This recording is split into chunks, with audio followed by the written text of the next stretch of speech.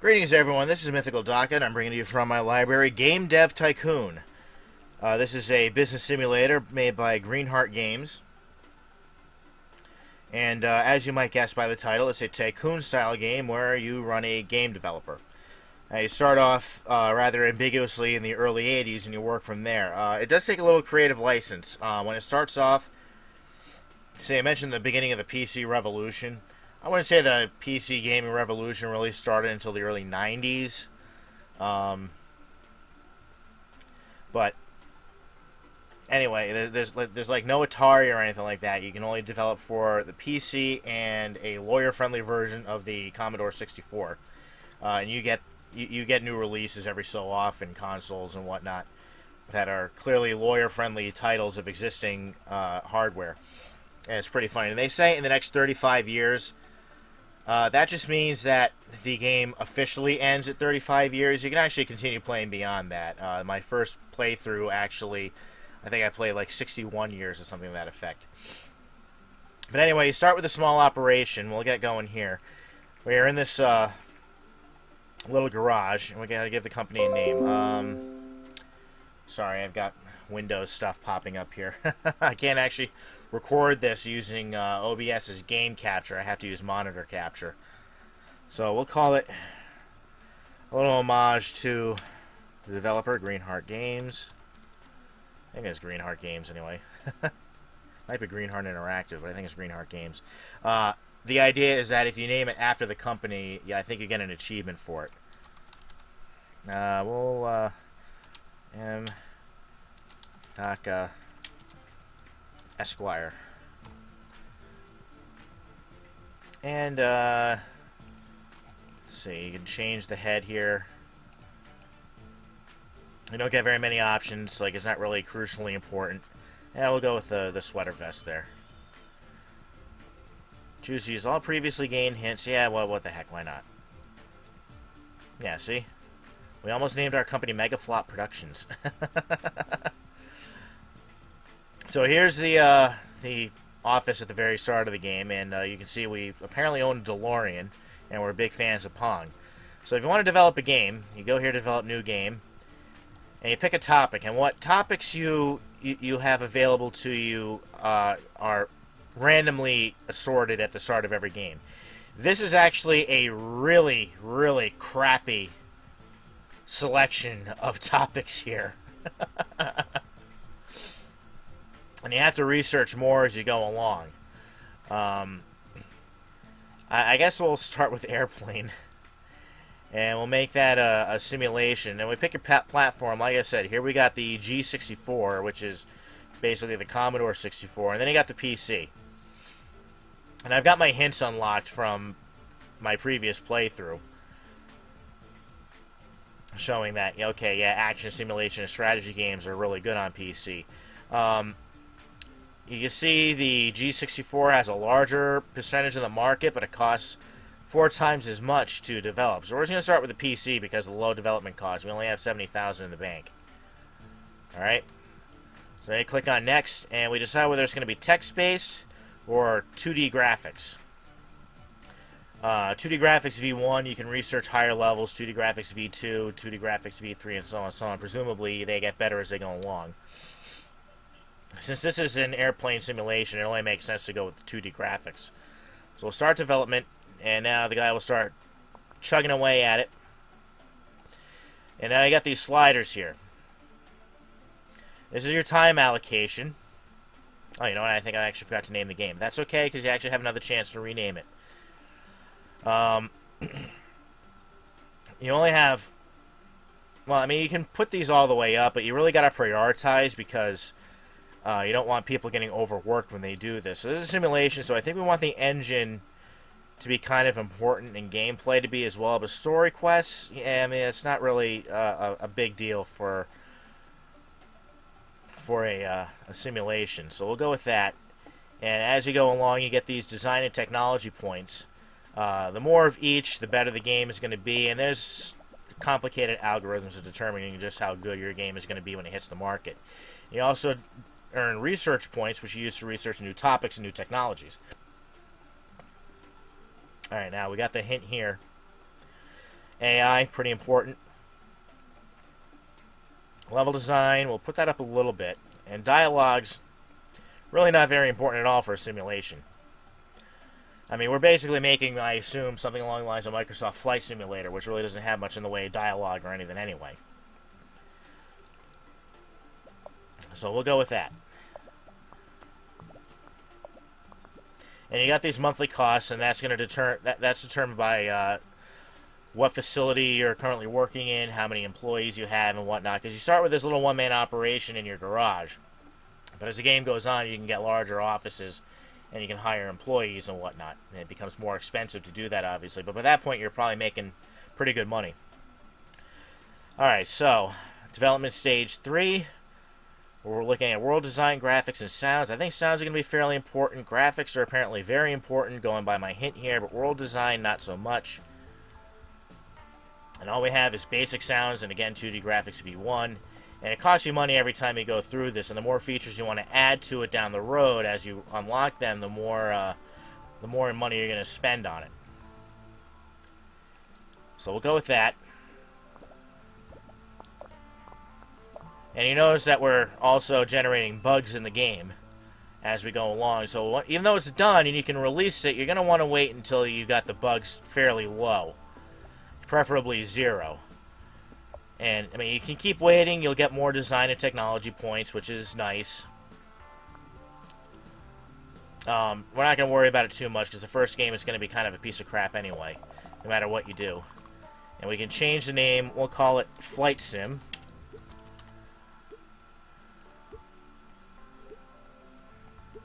And now here's where you start gaining experience. And the more experience you gain, the higher levels these get, and the better the games you're going to be able to make. And as your character increases in level, he's going to end up with basically better stats, I guess. How good he is at designing games, how good he is at building engines, stuff like that. In the case of your employees, that's also going to affect how much their salary is. So we'll go to release game, and we'll wait a second because the reviews are coming in. Boy, that was quick. And now it'll be scored 1 to 10. And usually your first game is not going to be terrible. It's not going to be great. It's usually going to be middle of the road. Like, yes, I'm surprised we're getting a 7. It's usually 5s and 6s. We'll probably get a 4, I imagine, to balance that out.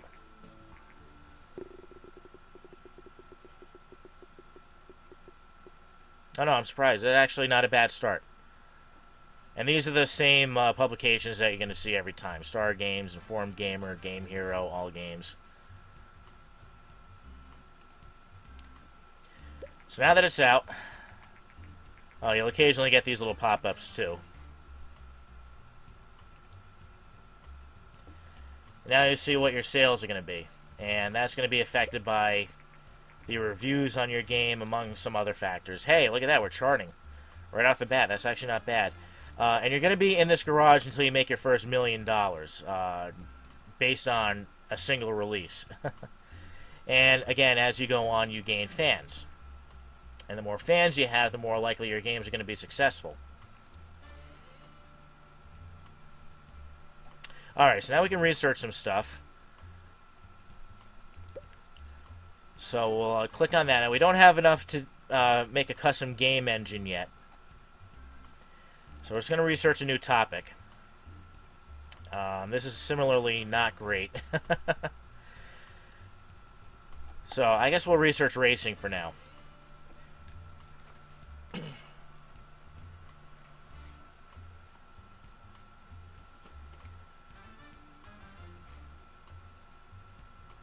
Alright, research complete. We can now make racing games.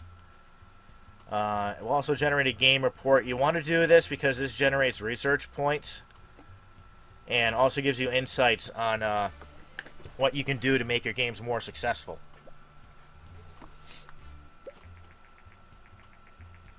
Alright, 10,000 units. That's not a terrible start.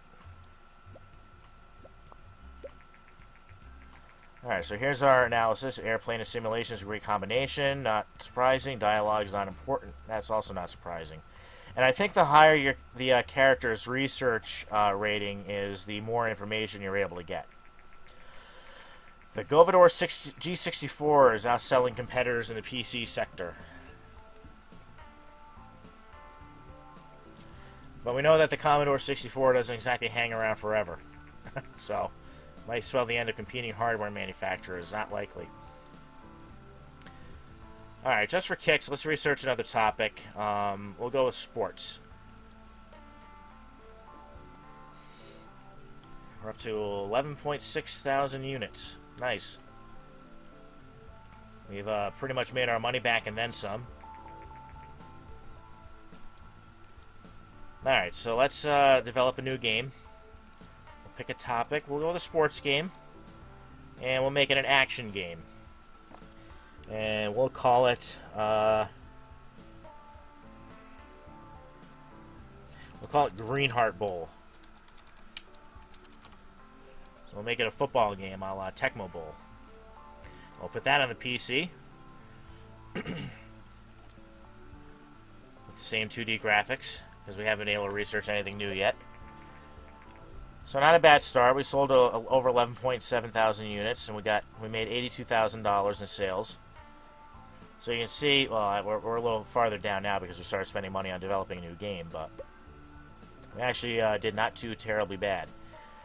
Alright, so again, it's kind of the same layout as before, where, you know, gameplay is fairly important, engine is fairly, really important. Story and quests, not so much. It's a sports title, there's really not much in the way of story in sports.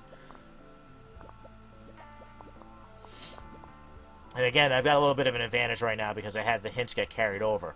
Now, I know AI is going to be very important even without the hint. And they want more level design. I know dialogues isn't going to be super important either.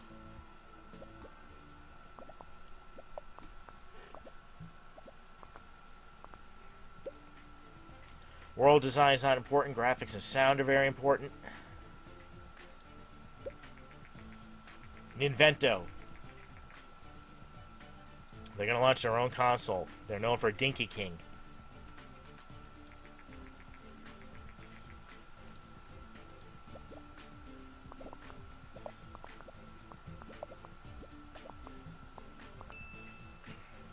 Alright, so you can see we've got some slightly higher numbers than before.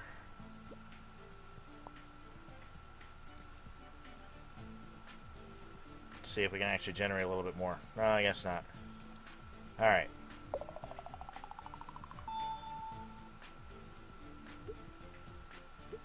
And you can see new topic, new combo, you'll get bonus experience. There's also a bonus for good management for once you're actually managing a larger company.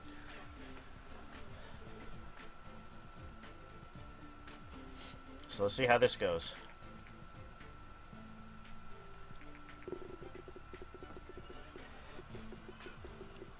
That's like really going all over the place. You were teasing me with a 10 there. So far we're off to a better start. We already got 2 7s compared to the last game. 3 7s, so this is going to be much better received than last time out. And there's an 8, so yeah, this is actually looking pretty good.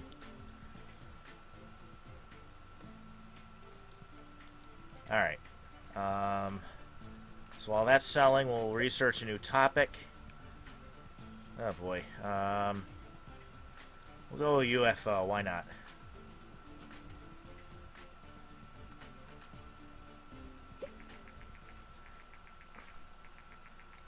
The Ninvento TES. Look familiar, folks? Alright. We're already... Yeah, this is going to surpass our previous game by quite a lot, it looks like.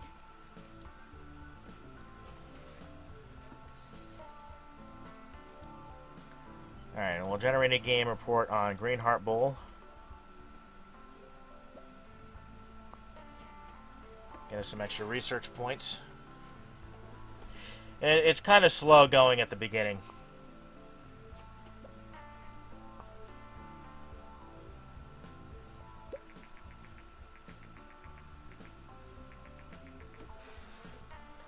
Yeah, pretty much what we already knew.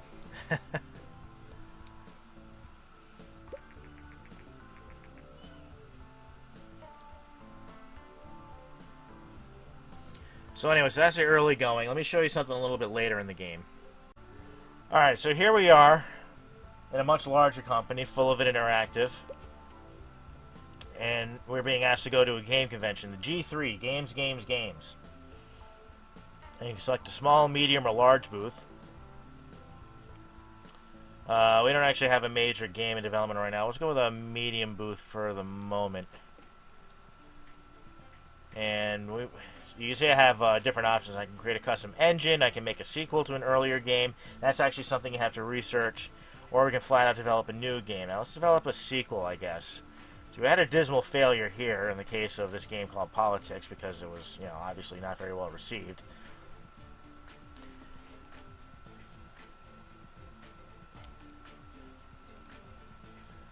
You look back at your old games. You see we had a big hit here, America Truck Sim 2.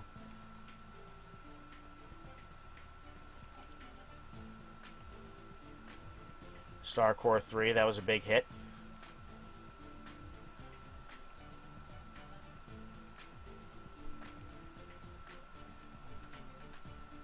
And here was a dismal failure.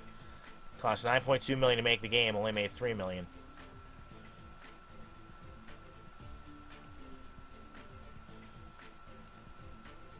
And you can see the different consoles and whatnot that I've been able to develop for.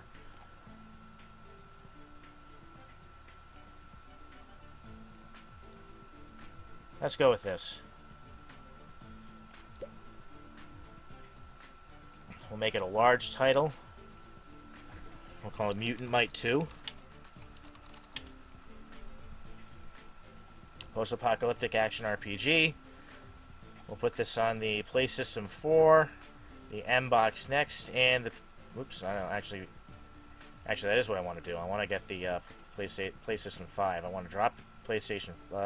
I can't talk today. PlayStation 4. Put that on the PC. Now, game engine, you can see I got a bunch of different game engines I've developed over the years. I was calling Full Tech for a while as an homage to id Tech. And I just came up with, chocolate, white chocolate, whatever. Now we're calling New Tech. So we'll use the New Tech 2 engine on this.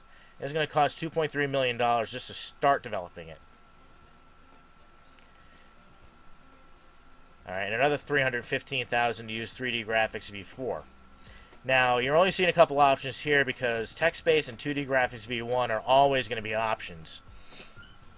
Whereas 3D Graphics V4, that's what I specifically added to the engine. It was going to be a 3D gaming engine. And we'll get started here, and you can see I have a 6-person team. These people can actually get trained as you go along, as you generate research points. They can be highly specialized. They can become technology or design specialists, and then they can specialize in a specific aspect of game design, which will make it even better. And then they can train through these. You got these little 5-point deals. You just study out of books, or you do these different game jams, or they run teaching courses. Alright, so here's development stage 1. You can see these are the people that are currently involved here. You have to drag and drop. I tend to go a little crazy on here.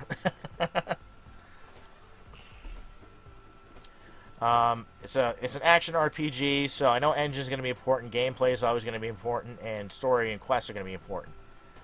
And these are all the different features that go into the game. So this stage here is going to be another $735,000.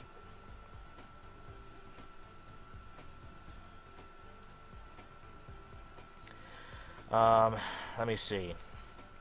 I think I actually want to move things around a little bit. Because Jonah belongs right there, but Mythical Daka should actually be on engine. And Devin Blake on design, gameplay. And now we'll start cranking along, and you see we're really ramping up the design and technology as we make this.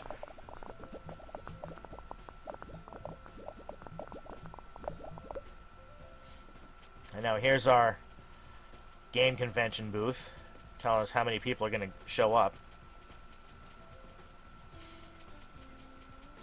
Now, when I decided to develop this with a PlayStation 5, you have to buy a license every time you want to develop for a new console. That is a one-time fee. And then there's another development fee that comes along every time you want to make a game for that system.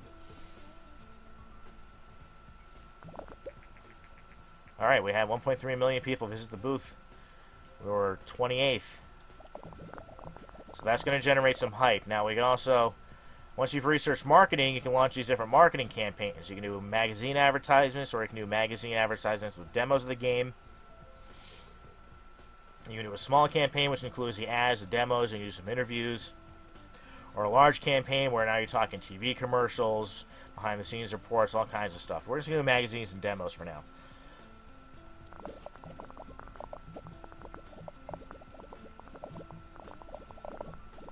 And you see that ramped up the hype even more. And you probably saw it cost $500,000 just to keep running this. Okay, so we got some more people involved here. We got Cheryl Rogers, who is by far my highest technical expert. Programming the AI. We got Zachary Matthews over here, programming the level design, and the dialogue is being handled by Mr. Ralph Koster.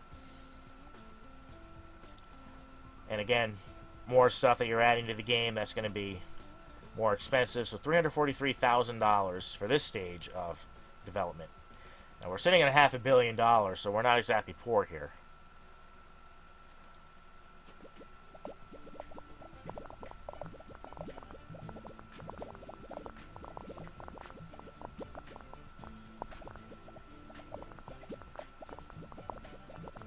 And as you go on, you may not see it now, but you'll see these little status bars come up alongside these people. That's how burned out they're getting. You do have to send them on vacation periodically, especially after doing a major release.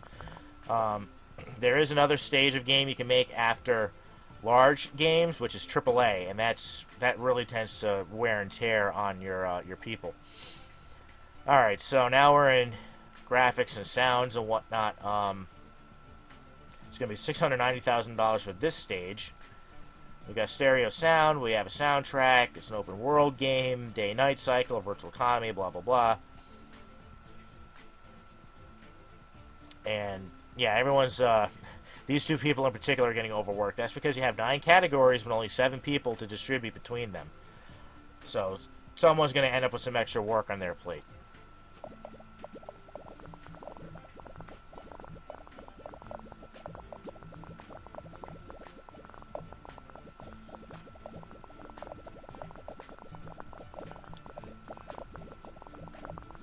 Alright, so we're closing in on the end of this. We've really hyped up this game a lot. I'm actually surprised we didn't get any magazine interviews, but we may not be quite that... Oh, no, we should be that late in the game. Alright, now we're going to work out all the bugs. We're going to add some more technology and design points. We've got 64 research points built up.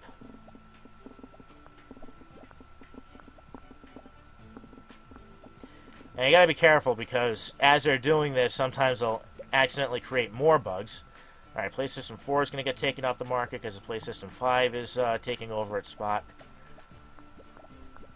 If you click this and there's already a couple of bubbles coming up, they will get added to this. That includes bugs. Alright, so here's Mutant Mike 2. We'll see how this goes. These are new records for technology and design. That's good. This was a well-received game previously, so it should actually be fairly successful. You see everyone here is gaining experience points, which is good. Of course, that also means that they're eventually going to want more money. And now we're getting a notification of new research being available, stuff that we can research and add to our game engines later on. Alright, and any second now, there it is. Game reviews, Mutant Mike 2.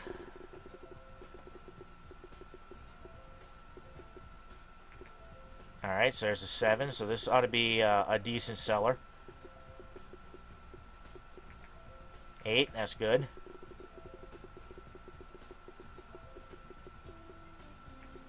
Oh, there's a 9, that's going to boost it up. And another 8. So this is going to be pretty successful. And you can see that's ramping up to crazy numbers off the bat. Already it's a million unit seller.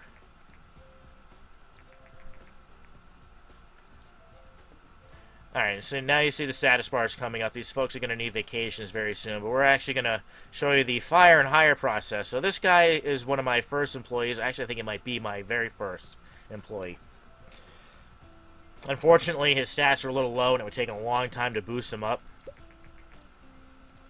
So we're going to let the poor bastard go. And when you hire staff, you get a budget.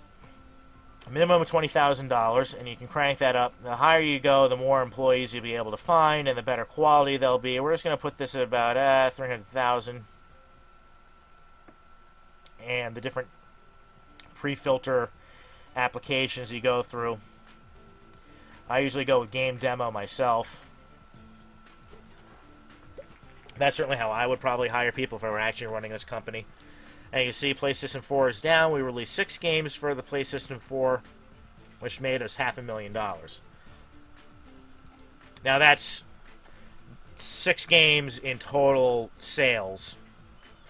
Doesn't take into account what other consoles they were released on. Alright, so we got Luke Howell. Eli Manning. Seriously. As a Patriots fan, that is a bit of a middle finger, but whatever. And Rachel Kennedy. So we're going to take a look at these. She's a level 4 with a 540 technology. That's a good thing. Eli Manning has a 404 technology, so she's already actually looking like a better applicant anyway. And Luke Howell is level 2 and really doesn't have very high stats at all. Speed and research are nice, but I'm looking for people with technology and design capabilities. And obviously, the higher level they are, the more money they want to make. I wish I was making $33,000 a month. So we'll hire her. And when she comes in, the first thing you want to do with a new employee is staff welcome training. We'll send these other folks on vacation.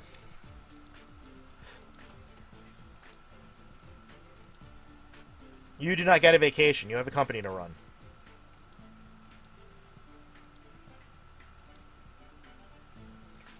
So we'll generate a game report from this, even though I think I'd rather wait for him because he's got the highest research stat.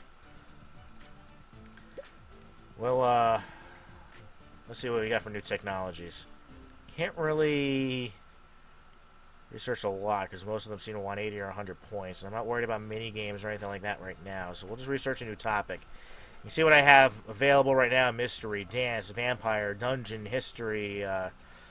Yeah, I can unlock romance, life, vocabulary, and fashion, which are all absolutely awful options in my opinion. We'll go romance, because why not?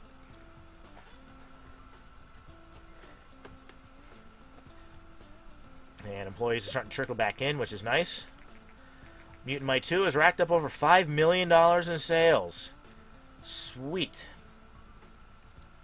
There's a couple other things I should point out. Once you've got people to 700 in technology or design, they can be trained to be a technology or design specialist. Once you do that, you can open an R&D lab where you can research even more tech. You can research marketing campaigns for AAA releases. Actually, you can research AAA releases. You can research doing your own convention. And it also helps generate extra research points. Eventually, you'll be able to research your own hardware, which will allow you to open up your own hardware lab, and you can design your own console. Let's do another medium booth at the convention. And we shall... you have this option for contract work. Also, I should point that out, too. This is just side jobs that you take between games. Earns you a little extra money, and it also generates more research points, depending on what else you have to do. You only have a certain amount of time within the game to do it. If you don't make it, you take a penalty. Which is why I strongly recommend avoiding game port. I've yet to actually successfully finish porting a game. So we'll do, let's see. We'll design a board game. And then this is all it does. You just rack up the design and tech points, and then you get some research points in there, and then you'll be able to unlock more stuff. The money isn't all that important at this point. I've got $660 million. I make money off of games. There's also the option to find a publishing deal. When you sign on with a publisher, like in this case Blue Bit Games, they decide what platform you develop on, what the expectations are going to be, how big the game is going to be, what the genre and topic is going to be, tell you what royalties you're going to make, and what the upfront development cost is going to be, and what the penalty is going to be if you don't make that minimum score. So we have our options of making a hacking casual game on the totally not PlayStation Portable, a history game of any genre on the PC, which you can see has to be a large game with a minimum score of 4. So that would actually be pretty easy to accomplish. So you have to pay $300,000 up front. You only get 8% royalties. You do get wider distribution with these games, though. Oh, sorry. Codemeister's wants a detective adventure game with a minimum score of 6 for any platform. And they're giving you 10% royalties. And now Rockville Software says go ahead and develop anything for the MPad. Yeah, the MPad. I prefer to self-publish. Creating a custom engine.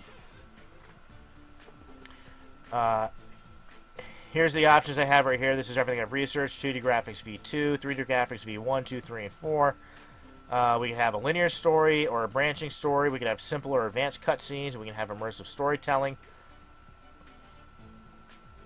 Within the engine, we can have save game, multiplayer, basic physics, online play. Online play and multiplayer are exclusives. You can't have both. You can program them both in your engine, but you can only have one active in the game at any time. So if you take online play, you can't have multiplayer. Alright? And it's multi-platform optimized, so you're going to have more success making multi-platform games if you're able to make multi-platform games, which I am. Within gameplay, we've got game tutorials, better user experience, achievements, character progression. And you see each one of these has a cost associated with it. We're not actually going to make a game engine now because, well, I'm not really adding anything to what I already have besides immersive storytelling.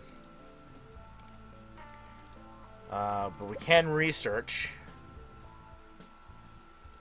Well, first of all, I think oops, here's the G3 convention. It always sneaks up on me. Unfortunately, you can't really skip this, which is a little bit annoying. But that's kind of a minor complaint.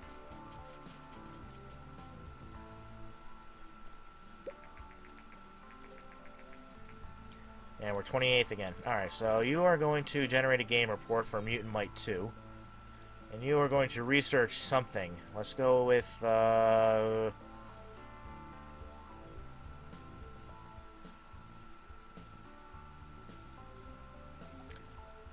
let's go with celebrity voice acting. That would actually take the place of voiceover. So we won't really worry about voiceover.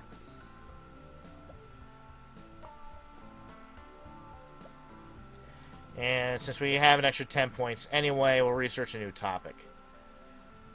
Alternate history. Because what the heck.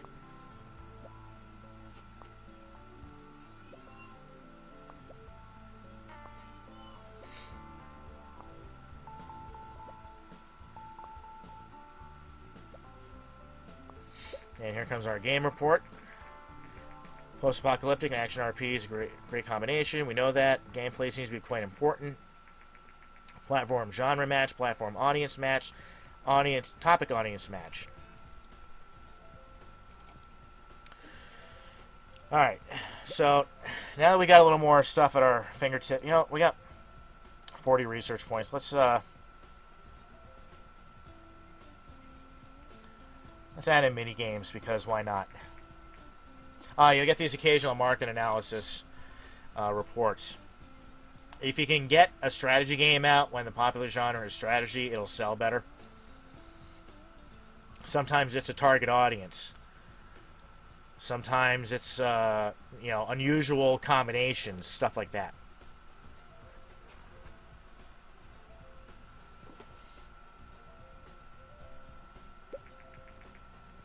Okay, MBox 1 coming off the market because they already have a new one anyway. Alright, so now let's go and create the custom engine. We'll call this New Tech 3. And we'll add in immersive storytelling, celebrity voice acting, and minigames. So it's going to cost us $3.5 million to develop this new engine, and we don't even have new graphics yet. So there will be this large pool of design points here that y'all are going to knock out.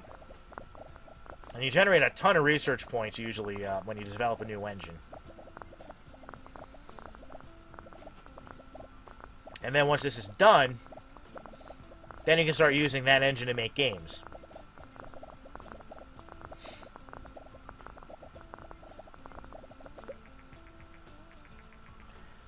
$500,000 on 5 games from the MBox 1. Not bad.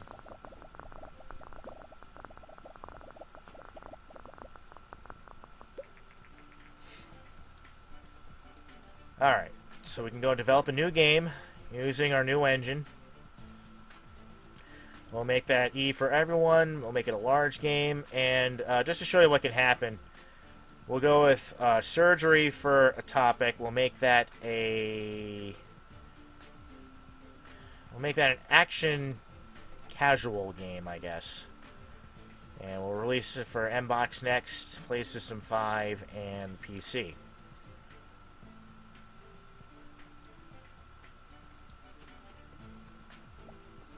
Now, we've all worked hard developing a new engine, so I'm waiting for people to start burning out in the middle of development of this game. Let me see. I don't think we need a lot for story quests. We'll give Jonah a break. We want immersive storytelling, which you can see replaces a branching story. Gameplay, we'll knock that down slightly. And I'm working on the engine, so yeah.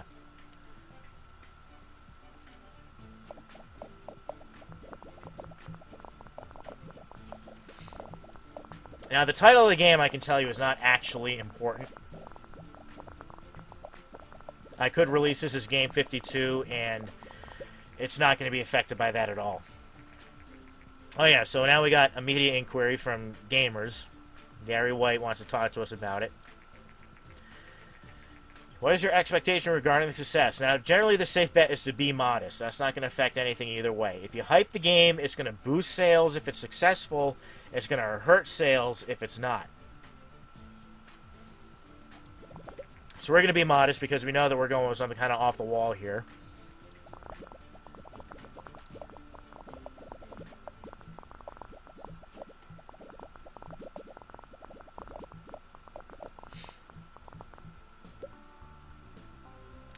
Alright, dialogues I don't think are going to be very important. We'll knock down level design slightly. We're going to put in celebrity voice acting, and we're going to add in mini games. So it's getting pretty expensive. This is $626,000 by itself.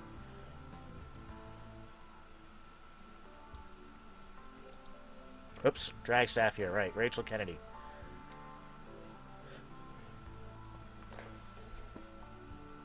Who should probably be working on that. We'll do that. That sounds good. Guess I should have gotten someone who's more of a design specialist, but oh well.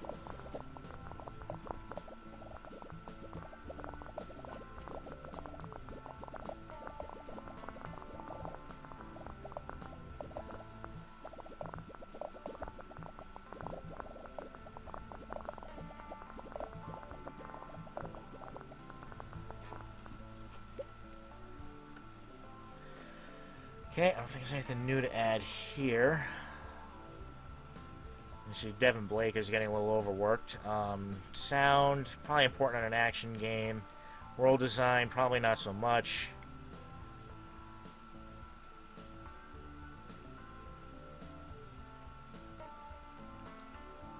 Oh, drag staff here. Alright, yeah, that's right, because not every... we have 2 people that are supposed to get overworked. World design, who's good at design? Jonah Gibbs. He already got a break earlier, so that'll help out here.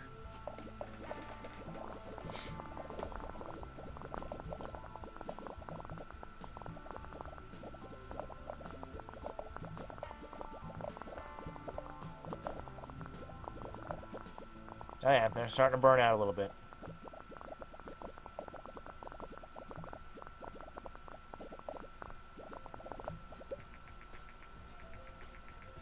Ah, special award ceremony, because we're closing in at the end of the game, and the official end is at 35 years. So I would like to go out with a bang here, but I'm sacrificing that to show you guys this. I actually already completed this this story mode the other day. I'll go down to the medium booth.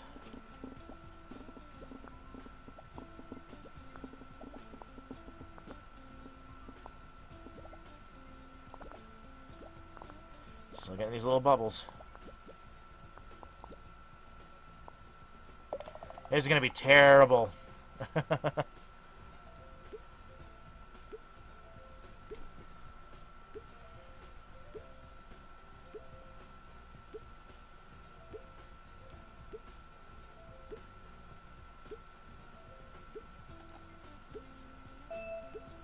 And he's going to want to raise. He's going to want to raise. So we'll release the game. Notification that people are getting raises. We'll start sending them on vacation.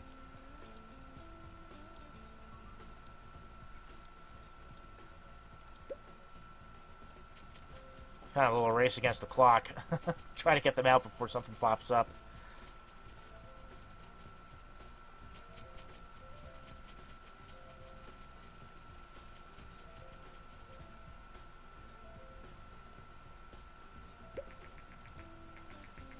Yay! Place 28 again. Sorry, you don't get a vacation yet. And yet, somehow we're going to get good reviews for this. So, okay, apparently surgery action casual games are good. That's definitely not something I expected.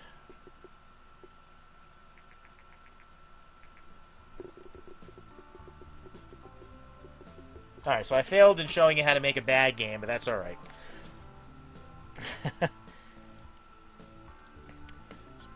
So go support Greenheart Games. This is actually surprisingly addictive.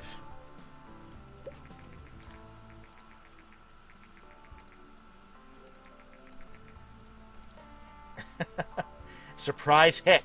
Trying to make a failure of a game, and it's a surprise hit.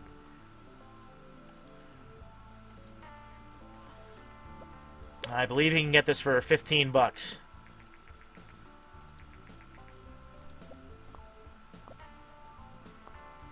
Alright, you start researching 3D Graphics 5.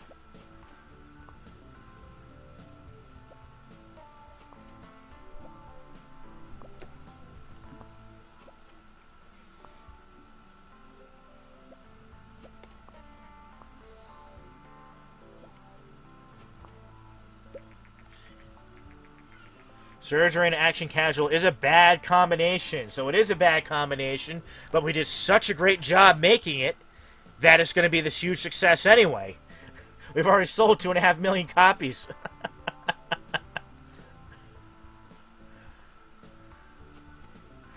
that's Game Dev Tycoon, everyone. I'll see you next time.